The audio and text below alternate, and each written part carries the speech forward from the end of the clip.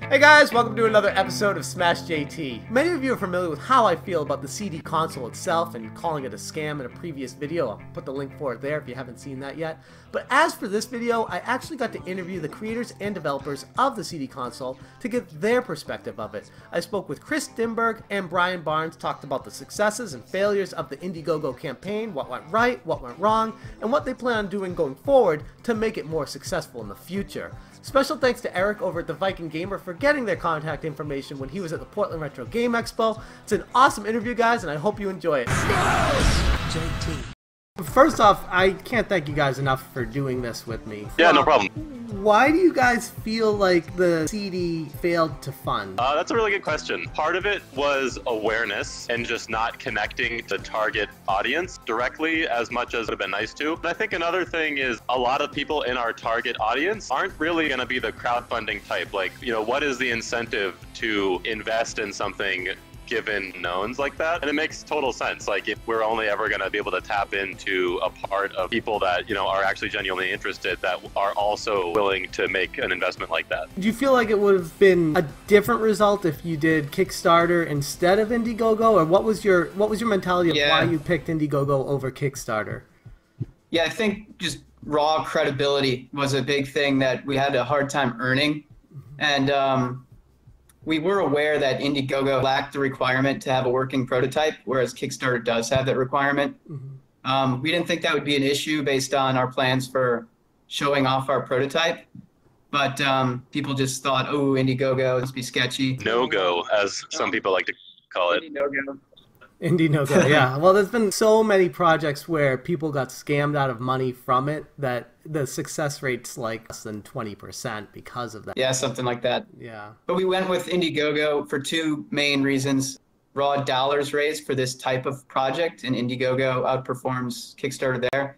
Okay. And also the in-demand feature. Once the campaign ends, the traffic you have still going to the campaign page can just flow into additional sales while you're fulfilling orders. Easy segue to our own sort of, you know, checkout process. What's the deal with RetroArch? What did they say to you guys? Did they ever explicitly say they don't agree with this? Because there was a lot of misinformation around that, and I just wanted to hear straight from you guys on what they said. Yeah, more than happy to share the story. The idea for Seedi came along, you know, more or less based off of RetroPie, but with the kind of like ease of automation of like being able to put in an actual game and like just get it working, knowing and like understanding the technology used behind RetroArch, and the fact that it's licensed under the GPL with different software licenses. We thought it'd be nice to like extend the courtesy and just run it by them if they had any concerns and stuff like that. Not really as, may we have your permission, but it's like, this is what we want to do.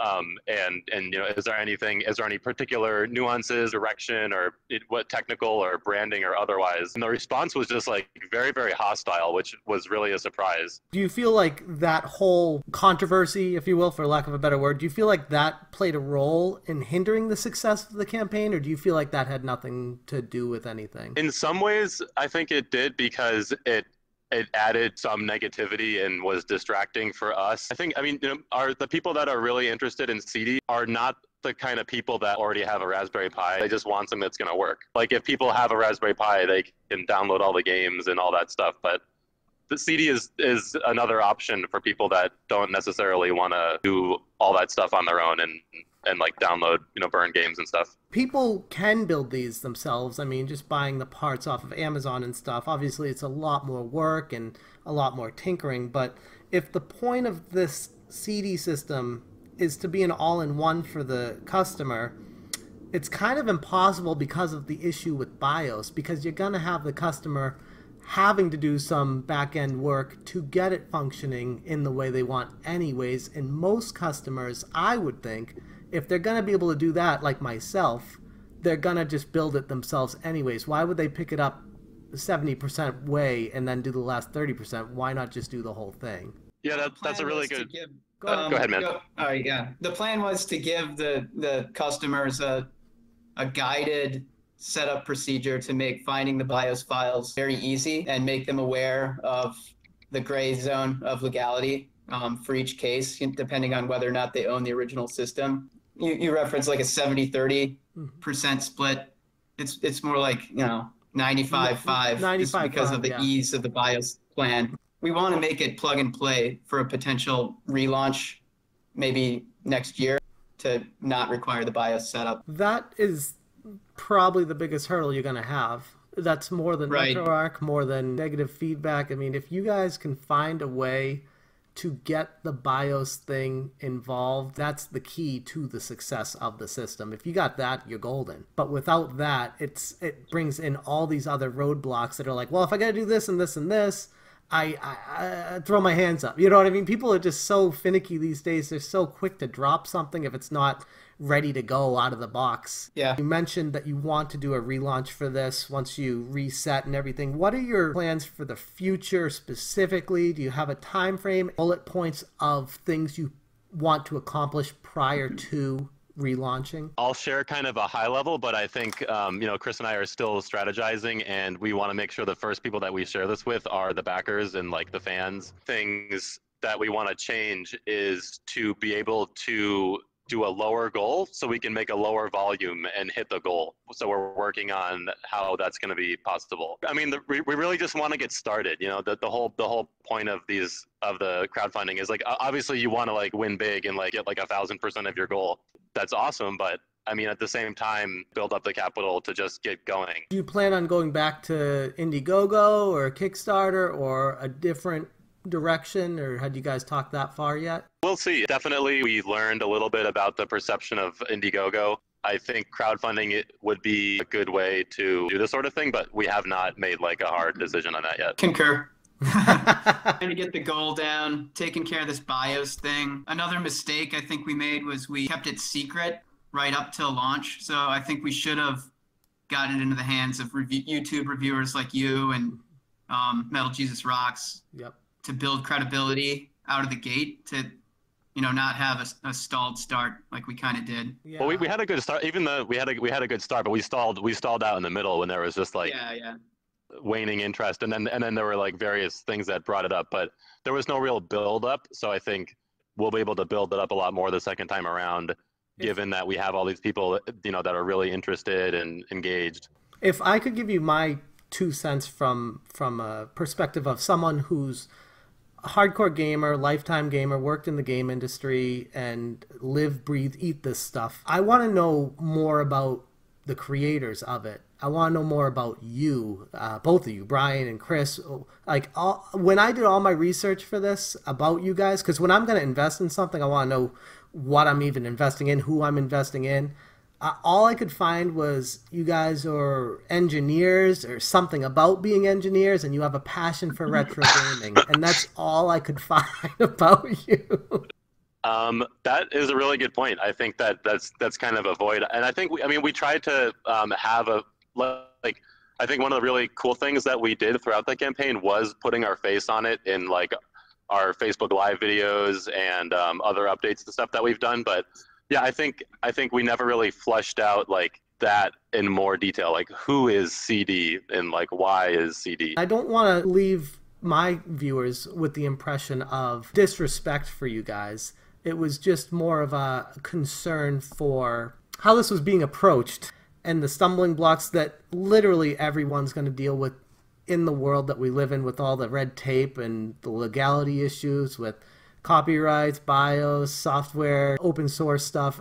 It was just a whirlwind of crap, And it's unfortunate because I feel like at the end of the day, this is a great idea. It needs to be implemented flawlessly. Unless, like I said in my video, I'm not a lawyer. So unless copyright law means that it ran out and you're able to use these things without their consent and things like that, that might be a way around it. But I feel like that's a lot of the stuff that needs to be fleshed out before the campaign starts. Right.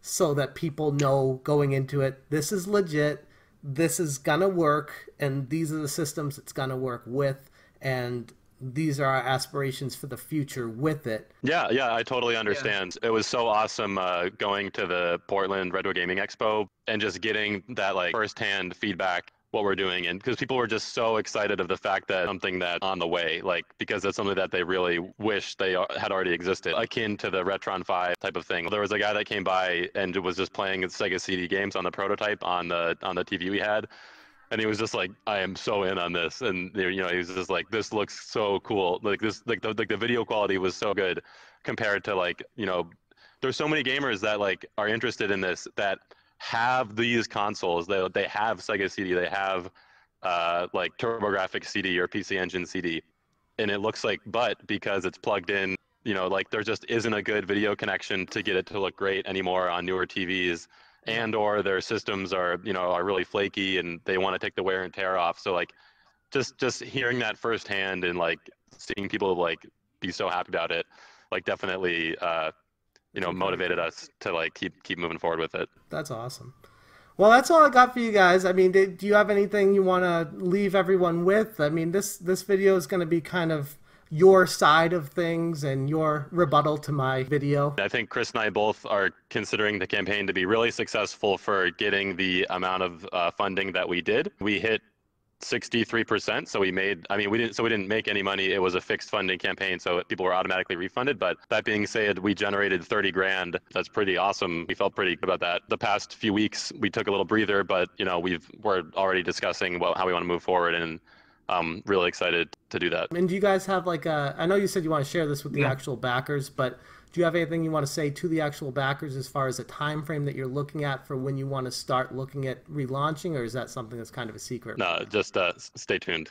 Okay, stay tuned. And they'll be the first to know. They'll be the first to know. Okay, awesome. We appreciate their support. And thank you, Jeff, for letting us say our piece. Really appreciate it. Absolutely. But I really appreciate everything you guys have done for the community. I feel like this is really pushing everyone forward, and I can't wait to see what you guys bring forward next time, and hopefully it's something that's successful for everyone. Thanks. There is one quick thing I wanted to add. The one thing that we're also bringing to the table here in terms of like technology is the fact that this plays CD games. I mean, there's no other solution right now for like taking a Raspberry Pi and hooking it up to like any old optical drive and just like having it work. Just clarifying that that's like the magic about this whole thing, is the fact that you know, it's compatible with all these different systems, all these different disks, and once the BIOS is resolved, then it's good to go. Like, I mean, there's nothing out there that does that right now. That's awesome, and it definitely brings something new to the market that doesn't even exist right now. So, and from that angle, it's extremely exciting for sure. Well, thank you guys again so much, and, and please let me know if you ever need anything from me. All right.